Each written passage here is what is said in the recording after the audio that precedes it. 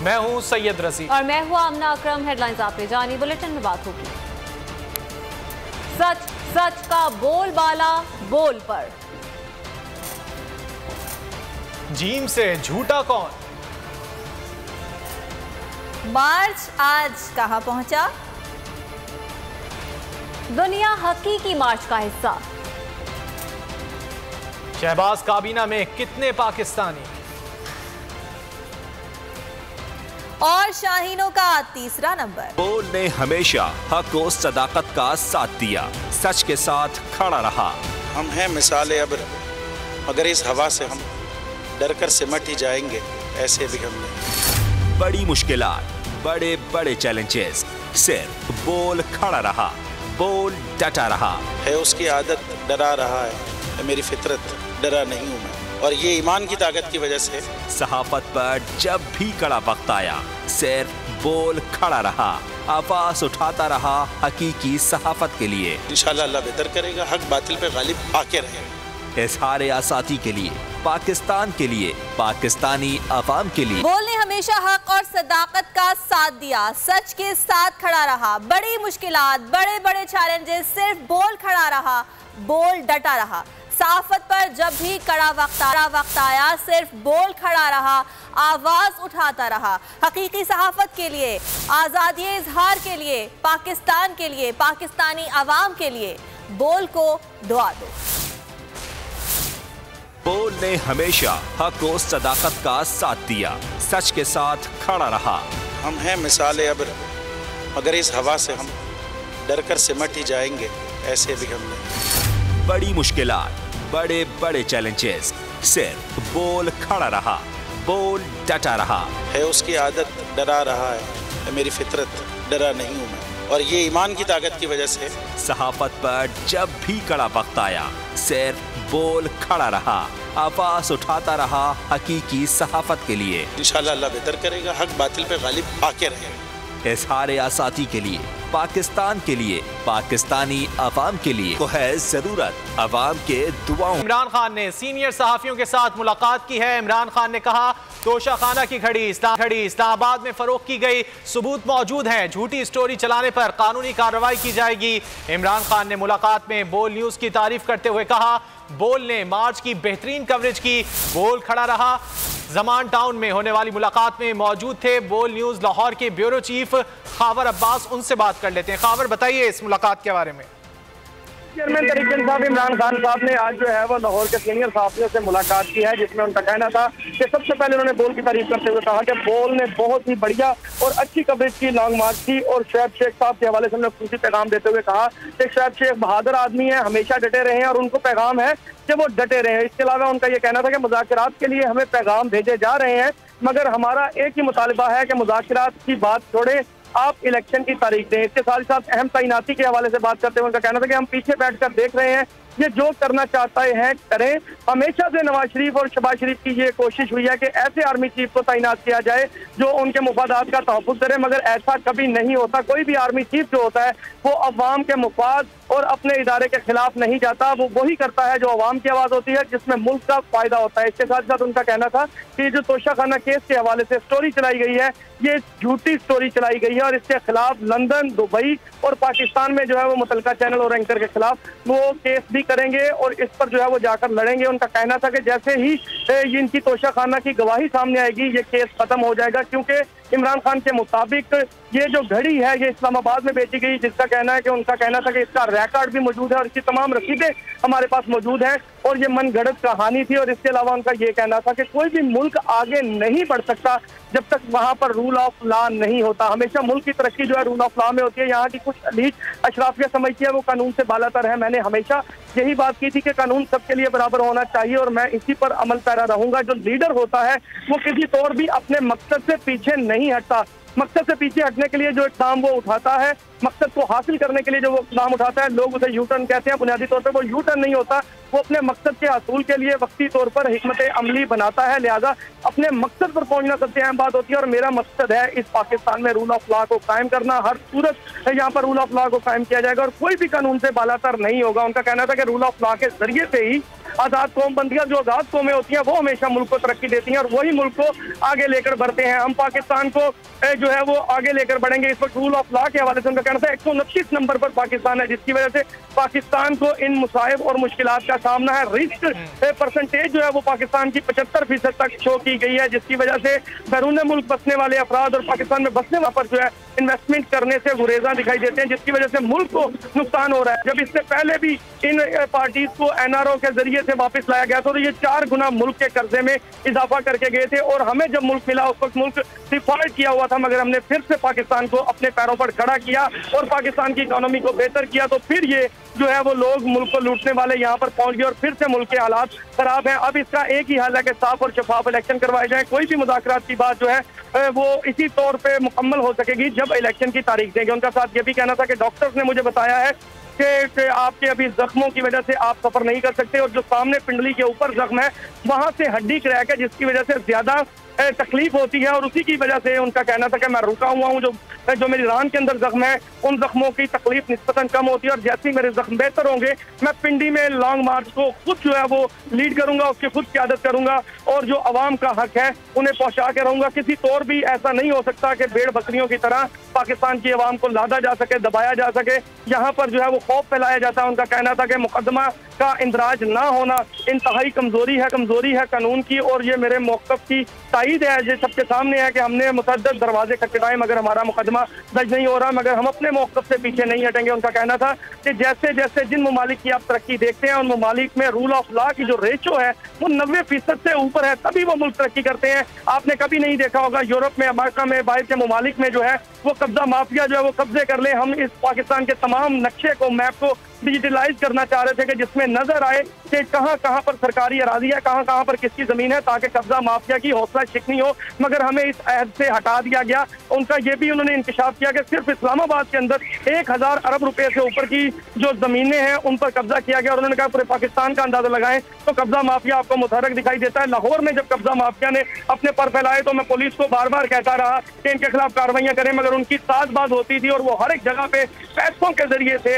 अपने मामला को बेहतर कर लेते थे। हम किसी तौर भी इस तरह की चीजें जिनके जरिए से कानून की बालादस्ती कायम ना हो कभी बर्दाश्त नहीं करेंगे। इमरान खान का कहना था कि 26 साल पहले जब मैं सियासत में आया था तो मैं यही नजरिया लेके आया था कि तमाम अफराद के लिए जो कवानीन और कानून होंगे, आइन होगा, वो बराबर होगा और आज भी मैं अपने मौक़िफ़ पर कायम हूँ। यही मेरी मंजिल का मकसद था। इस मकसद के हसूल के लिए मुझे कई बार जो है वो हिकमत अमली अपनाते हुए इमरान खान ने सीनियर सहाफ़ियों से मुलाकात की है। ख़ावर अब्बास ने उस मुलाकात का अहवाल बताया। बहुत और इससे कबल चेयरमैन तहरीक इंसाफ इमरान खान की जानिब से ट्वीट किया गया जिसमें उन्होंने कहा कि बस बहुत हो गया, खान का मुखालिफिन को चैलेंज। तो शाखाना से मुतालिक बेबुनियाद इल्ज़ामात के आलयकारों को अदालत ले जाने का ऐलान। अपनी ट्वीट में कहा कि गुज़िश्ता रोज़ जियो और खानज़ादा ने हैंडलर्स की मदद से एक जालसाज के जरिए मुझ पर बोहतान तराशी की। मैंने अपने वकला से बात की है और मैं जियो, खानज़ादा और जालसाज के खिलाफ न सिर्फ पाकिस्तान बल्कि UK और अरब मुत्तहिदा अमारात में भी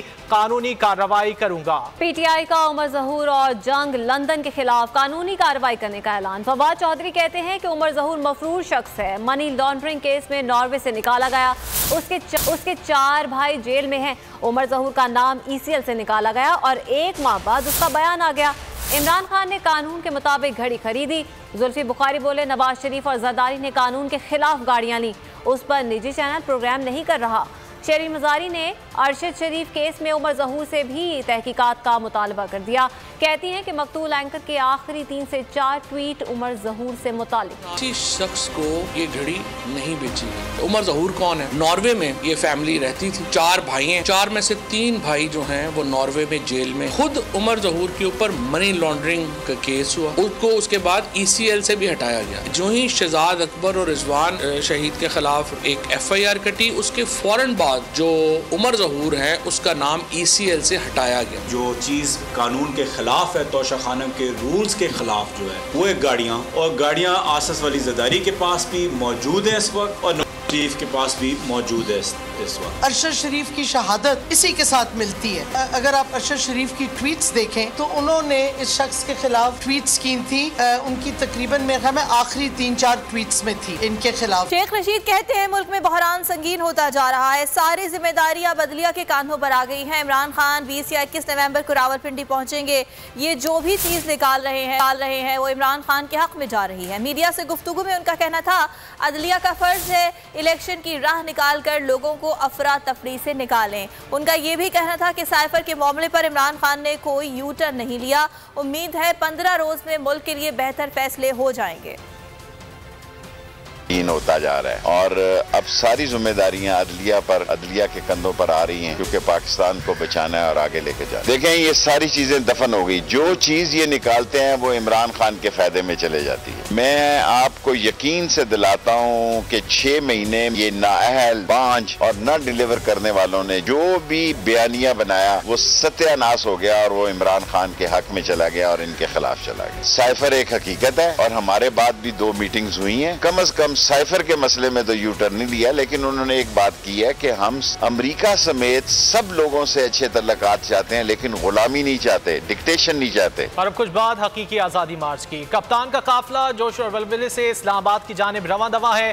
रोजाना हजारों नए लोग काफिले का हिस्सा बन रहे हैं।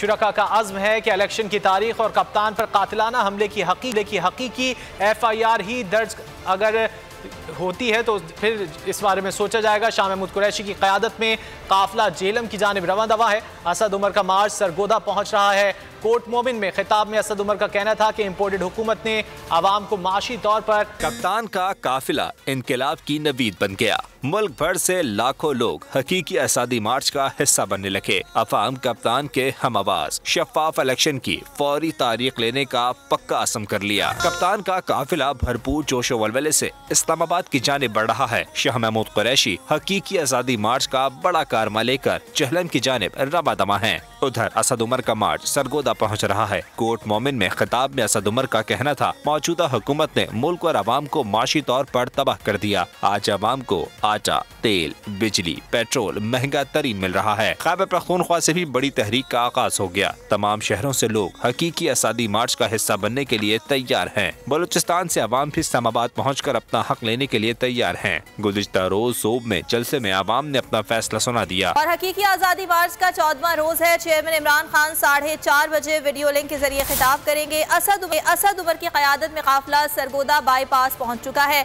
सूरत हाल क्या है ये जानेंगे। मोइन जुबैर और उसामा दुरानी हमारे साथ मौजूद हैं काफिले के हमरा।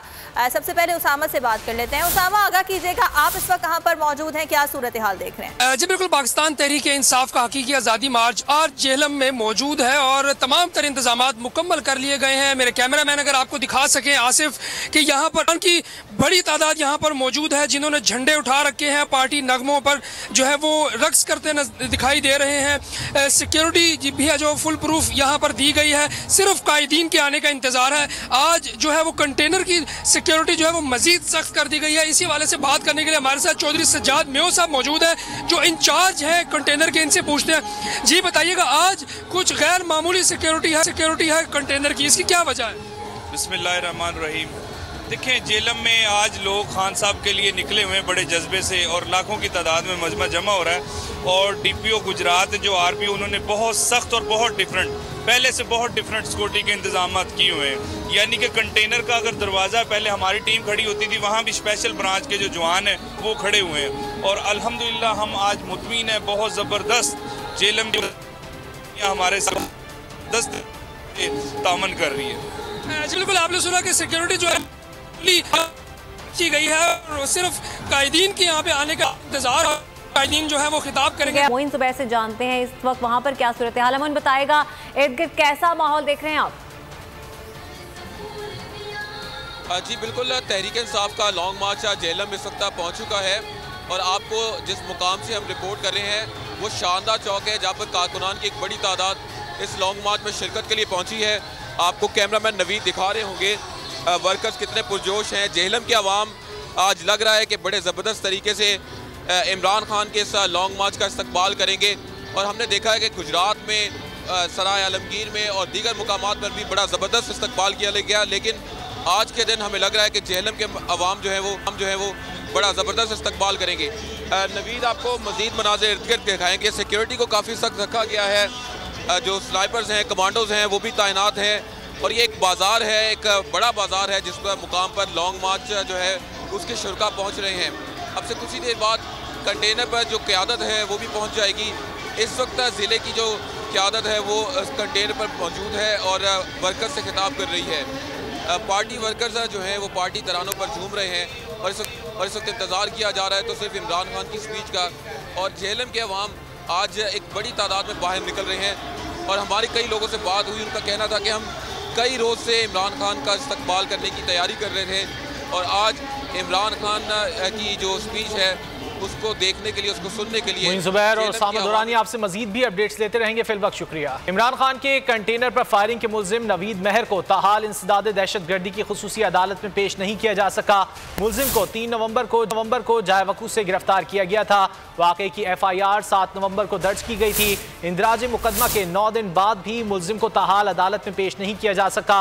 9 रोज से सिक्योरिटी हाई अलर्ट करने के बावजूद मुल्जिम नवीद को अदालत नहीं लाया गया। इमरान खान के कंटेनर पर फायरिंग के मुल्जिम नवीद महर को ताहाल इंसदाद दहशतगर्दी की खुसूसी अदालत में पेश नहीं किया जा सका।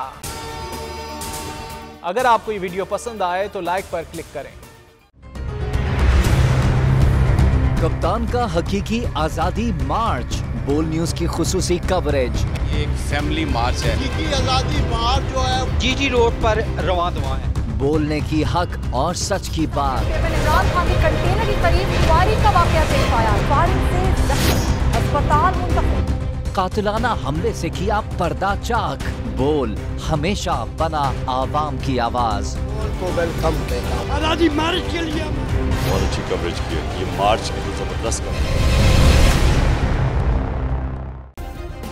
सब्सक्राइब करें और बेल दबाएं ताकि कोई खबर रह न जाए।